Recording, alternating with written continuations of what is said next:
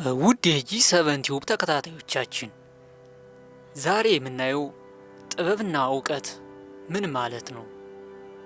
ጥበብና እውቀት አውቀን እየተጠቀምንባቸው ነው ወይ የሚለውን በምሳሌ አስደግፈን በጥልቀት እናያለን።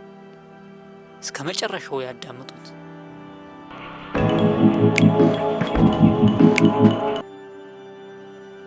ጥበብ ከእውቀት በላይ የሆነ ብርሃን ነው።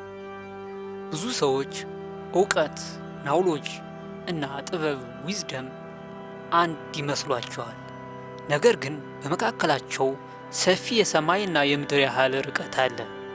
እውቀት ማለት ቲማቲም ፍራፍሬ መሆኑን ማወቅ ሲሆን፣ ጥበብ ደግሞ ያንን ቲማቲም ፍራፍሬ ሳላድ ውስጥ እንደ መጨመር ነው።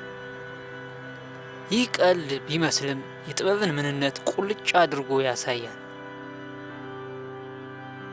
ጥበበኛ ሊያሰኘን የሚችለው ነገር ምንድን ነው? ጥበብ ምንድን ነው? ጥበብ ማለት መረጃን የመሰብሰብ ጉዳይ አይደለም። የሰበሰበውን መረጃ ያለፈን የህይወት ልምድና ማስተዋልን አዋህዶ ለትክክለኛ ውሳኔ የመጠቀም ብቃት ነው። የመጀመሪያው የማየት አቅም ፐርስፔክቲቭ። ብልህ ሰው ችግሩን እንዴት እንደሚፈታ ያውቃል። ጥበበኛ ሰው ግን ችግሩን ለምን እንደተፈጠረ እና ከመፍትሄው በኋላ ምን እንደሚያስከትል አስቀድሞ ያያል። ሁለተኛው ሚዛናዊነት ባላንስ። ጥበበኛ ሰው በስሜት አይነዳም። በደስታ ብዛት ቃል አይገባም። በብስጭት ብዛት ውሳኔ አይወስንም። ሶስተኛው የማዳመጥ ልዕልና።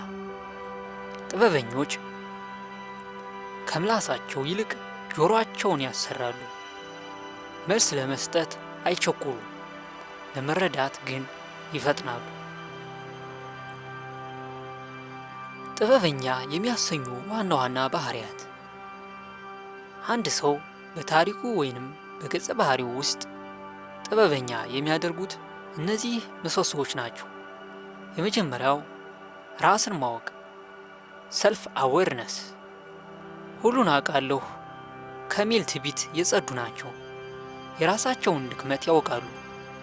ስህተታቸውን አምነው ይቀበላሉ። ሶቅራጥስ እንደተናገረው እኔ ሳውቅ የማውቀው ምንም እንደማላውቅ ነው የሚል መርህ አላቸው። ሁለተኛ ዝምታን መምረጥ። አስፈላጊ በሆነ ቦታ ላይ ዝም ማለት ታላቅ ጥበብ ነው። ጥበበኛ ሰው የሚናገረው የሚሻሻል ነገር ሲኖር ብቻ ነው። ሶስተኛ በሌሎች ጫማ መቆም። ሰውን ከመፍረዳቸው በፊት ሁኔታውን ይረዳሉ። ፍትህና ርኅራሄን አብረው ያራምዳሉ።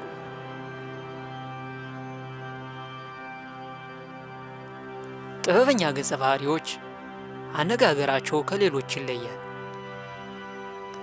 ነገሮችን በጥያቄና መልስ መረዳት የተካኑ ናቸው። ለቀረበላቸው ጥያቄ ቀጥተኛ መልስ ከመስጠት ይልቅ ጠያቂው ራሱ መልሱን እንዲያገኝ የሚያደርግ መልሶ ጥያቄ ይጠይቃሉ። ምሳሌ፣ መምህር ሆይ ትክክለኛው መንገድ የቱ ነው ሲባሉ ለመሆኑ መድረስ የምትፈልገው የት ነው ብለው ይመልሳሉ። በምሳሌያዊና ንግግር ይጠቀማሉ። ሐሳባቸውን በምሳሌና በታሪክ ያስረዳሉ። ልክ እንደ ቲማቲምና ሰዓት ምሳሌዎች። ቁጥብ ናቸው፣ ብዙ አይናገሩም። ሲናገሩ ግን እያንዳንዱ ቃል ክብደት አለው። በግጭት ጊዜ ያላቸው ምላሽ ሪያክሽን ቱ ኮንፍሊክት። ሌሎች ሲደናገጡ ጥበበኛ ገጸ ባህሪ ምን ያደርጋል? መሃል ላይ መቆም ኒውትራሊቲ። ወደ ፍርድ አይቸኩልም። የሁለቱን ወገን ሐሳብ ያዳምጣሉ። ስሜትን መቆጣጠር። ሁሉም በጩኸት ሲነጋገር እነሱ ዝምታን ወይንም በጣም ዝቅተኛ ድምፅን ይጠቀማሉ። ይህም የሌሎችን ቀልብ ይስባል። ምንጭን መፈለግ። ሰዎች ምን ተፈጠረ ብለው ሲጨቃጨቁ ጥበበኛው ሰው ለምን ተፈጠረ ብሎ ያስባል። አካላዊ መግለጫ ቦዲ ላንጉጅ። አይኖች ብዙውን ጊዜ ጥበበኛ ገጸ ባህሪዎች ወጋ አድርጎ የሚያይ ወይንም የነፍስን ጥልቀት የሚመለከት አይነት አይን እንዳላቸው ይገለጻል። እርጋታ፣ እንቅስቃሴያቸው ቀርፋፋ ግን በራስ መተማመን የተሞላበት ነው።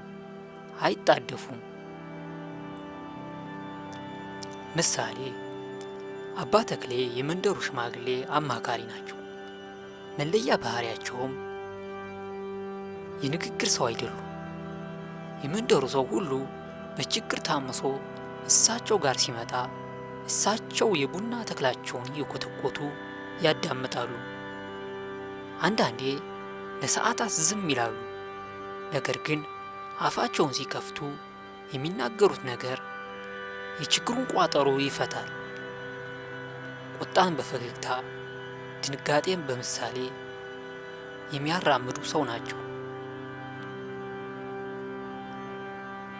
ሌላኛ ምሳሌ ጸጥታ የገለጠው እውነት።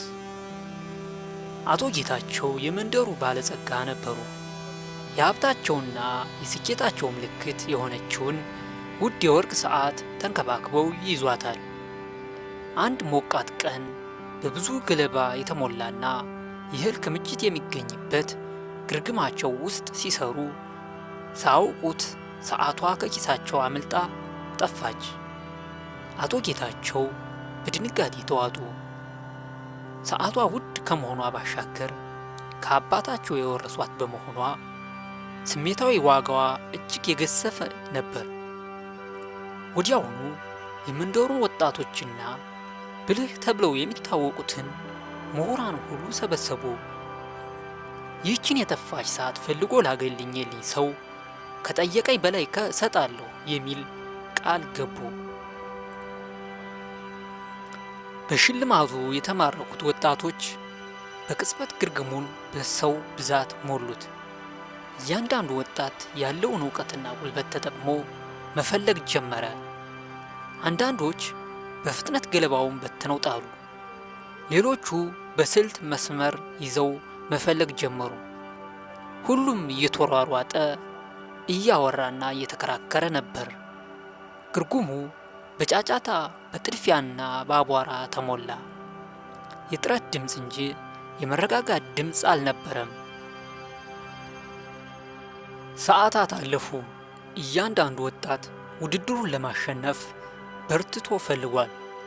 ነገር ግን የሁሉ ሰው ጥረት የፈጠረው ብጥብጥና ግርግር የሰዓቷን ድምፅ ቲክ ቲክ እንዳይሰሙ አደረጋቸው። ሁሉም ተስፋ ቆርጦ እርስ በርሱ እየተወቃቀሰ ግርግሙ ሰፊ ነው፣ ሰዓቷ ጠፍታለች ብለው ወጡ።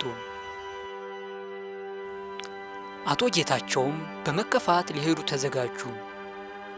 ሁሉም ተስፋ ቆርጦ ከወጣ በኋላ ካሌብ የሚባል ትንሽ ልጅ ብቅ አለ። ካሌብ በእድሜ ከሁሉ ታናሽ፣ ነገር ግን በምልከታና በመረጋጋት የሚታወቅ ነበር። አጎቴ ጌታቸው እባክዎ አንድ እድል ስጡኝ አለ በለሰለሰ ድምፅ። ምንም ልትሰራ አትችልም። ያን ያህል ጉልበተኛ ወጣት ፈጽሞ ማግኘት አልቻለም አለ አቶ ጌታቸው በንዴት።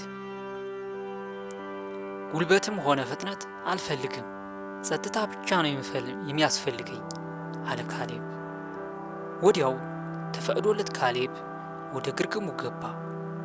በሩን ከኋላ ዘጋ። ካሌብ እንደ ሌሎቹ ልጆች ገለባውን አልበተነም፣ አልተሯሯጠም። ዝም ብሎ መሬት ላይ ተቀመጠና አይኖቹን ጨፈነ። ጩኸትና ግርግር የቀዘቀዘው አካባቢ በፍጹም ጸጥታ ተሞላ። በዚያ መረጋጋት ውስጥ ካሌብ ከራሱ ተንፋሽ ውጭ ሌላ ድምፅ አዳመጠ። ከጥቂት ደቂቃዎች በኋላ እጅግ በጣም ረጋ ያለ ድምፅ ቲክ ተክ ቲክ ቲክ የሚል ድምፅ ከገለባው ክምር ስር ይሰማ ጀመር። ካሌብ አይኖቹን በአርትዖት ድምፁ ወደ መጣበት አቅጣጫ ቀስ ብሎ ሄደ። በጥንቃቄ ገለባውን ሲያነሳ ውድ ሰዓቷን አገኘና ይዞ ወጣ። አቶ ጌታቸው በደስታ እንባ ተናነቃቸው። ልጄ እንዴት አገኘኸው? ሁሉም ሰው በችኮላና በጉልበት ፈለገው፣ አንተ ግን ያለ ድካም አገኘኸው። ሚስጥሩ ምንድን ነው ብለው ጠየቁ። ካሌብም ፈገግ አለና ታሪኩን በሚደመድም መልስ መለሰ። አጎቴ ሰዓቷ የራሷ ድምፅ አላት። ነገር ግን ጫጫታ ሲበዛ ያንን የሰዓቷን ድምፅ ማንም ሊሰማ አይችልም። እውቀት ብዙ ነገሮችን እንድናደርግ ይነግረናል። ነገር ግን ጥበብ ጸጥ እንድንልና በትኩረት እንድናዳምጥ ያስተምረናል። ዝም ስል ሰዓቷ የራሷ የት እንዳለች ነገረችኝ አለ ካሌብ። ይህ ታሪክ የጥበብን ትክክለኛ ትርጉም ይነግረናል። እውቀት የሌሎቹ ልጆች መፈለግ እንዳለባቸው ያውቃሉ። ጉልበት አላቸው፣ ይሮጣሉ፣ ይደክማሉ። ጥበብ ብቸኛው ልጅ በጫጫታ ውስጥ እውነት እንደማይገኝ ተረድቷል። መፍትሄው በጉልበት ሳይሆን በመረጋጋትና በማስተዋል እንደሚመጣ አውቋል። ስለዚህ ጥበበኝነት ማለት ብዙ መጽሐፍትን በመሸምደድ ብቻ ሳይሆን በሕይወት ጫጫታ ውስጥ ጸጥ ብሎ ነገሮችን ትክክለኛ ድምፅ የመስማት ችሎታ ነው። ከጥንታዊ ፈላስፎች እስከ ዘመናዊ መሪዎች ድረስ ያሉ 5 ጥበብ የተሞሉ አባባሎችን ከነማብራሪያው ላስጥቀንኛችሁ። ሶቅራጥስ የጥንት የግሪክ ፈላስፋ። እውነተኛ ጥበብ ምንም እንደማታወቅ ማወቅ ነው። ይህ አባባል የትህትና ጥበብን ይገልጻል። ብዙ ሰዎች እውቀት ሲያገኙ ራሳቸውን ሁሉን አዋቂ እንደሆኑ ይቆጥራሉ። ሶቅራጥስ ግን እውነተኛ ጥበብ የሚጀምረው አንድ ሰው ያለውን እውቀት በዓለሙ እውቀት ባህር ውስጥ እጅግ አናሳ መሆኑን ሲረዳ ነው ይላል። ይህ ትህትና አንድ ሰው ዘወትር ለመማር ለመጠየቅና አዳዲስ ነገሮችን ለመቀበል ክፍት እንዲሆን ያደርጋል። ላኦ ቶዙ የጥንታዊ ቻይና ፈላስፋ። የማያውቅ አይናገርም፣ የሚናገር አውቅም። ይህ አባባል ከቀድሞ ማብራሪያዎች ጋር ይያያዛል። ጥልቅ እውቀት ያላቸው ሰዎች ዝምታን ይመርጣሉ፣ ምክንያቱም እውነቱን ለመግለጽ ቃላት በቂ እንዳልሆኑ ስለሚረዱ። ሁለተኛ፣ የሌሎችን ሀሳብና አቅም ለመረዳት ማዳመጥ የበለጠ ጥበብ እንደሆነ ስለሚያውቁ። በሌላ በኩል ብዙ የሚናገሩ ሰዎች ብዙውን ጊዜ ንግግራቸውን የሚጠቀሙት እውቀታቸውን ለማሳየት እንጂ እውነትን ለማስተላለፍ አይደለም። ማህተመ ጋንዲ የህንድ መንፈሳዊና ፖለቲካ መሪ። በዓለም ላይ ማየት የምትፈልገው ለውጥ ራስህን ሁን። ጥበብ በንድፈ ሐሳብ ብቻ የተወሰነ አይደለም፣ በተግባር መዋል አለበት። ጋንዲ አንድ ሰው ዓለም የተሻለች እንድትሆን ከመፈለጉ በፊት በራሱ ሕይወትና ምግባር ውስጥ ያንን የተፈለገውን ለውጥ መኖርና ማሳየት እንዳለበት ያሳስባሉ። ይህ የጥበብ መንገድ የሌሎችን ጉድለት ከመውቀስ ይልቅ ራስን በመቀየር ለዓለም ምሳሌ መሆንን ያስቀድማል። ንጉሥ ሰለሞን ከመጽሐፍ ምሳሌ የተወሰደ። ምክር ከሌለ ሕዝብ ይወድቃል፣ በመካሪዎች ብዛት ግን ደህንነት ይሆናል። ምሳሌ ቁጥር 11 ምዕራፍ 14። ይህ የጥንታዊ አመራርና የጋራ አስተሳሰብ ኮሌክቲቭ ዊዝደም ጥበብ ነው። ምንም ያህል ብልህ ቢሆንም አንድ ሰው ብቻውን ሁሉንም ነገር ሊያውቅ ወይንም ሊያስብ አይችልም። ጥበበኛ መሪዎች የራሳቸውን ውስንነት አውቀው ከብዙ አማካሪዎች ሐሳብ ይፈልጋሉ። ብዙ አይኖች፣ ብዙ ልማዶች እና ብዙ እውቀቶች ሲሰበሰቡ የተሻለና ከአደጋ የጸዳ ውሳኔ ይገኛል። ፕሎቶ የግሪክ ፈላስፋ። የማይመረመር ሕይወት መኖር አይገባውም። ፕሎቶ እዚህ ላይ የህይወትን ጥልቅ ማስተዋል ሪፍሌክሽን ያጎላል። ጥበበኛ ሰው ህይወቱን ዝም ብሎ አይመራም። በየጊዜው ራሱን ይገመግማል፣ ስለ ተግባሩ ያስባል እና ለምን እንደሚኖር ያውቃል። ይህ የማያቋርጥ ጥያቄ እና ራስን መመርመር አንድ ሰው ስህተቱን እንዲያስተካክል፣ ትርጉም ባለው መንገድ እንዲኖር እና ከስሜት ነፃ የሆነ ውሳኔ እንዲያደርግ ያስችለዋል። ውድ ተከታታዮቻችን ስላዳመጣችሁን ከልብ እያመሰገን ቀጣይ በሌላ ርዕሰ ሀሳብ እንገናኛለን። ቻናላችንን ሳብስክራይብ በማድረግ ቤተሰብ ቢሆኑ የልብ ምኞታችን ነው።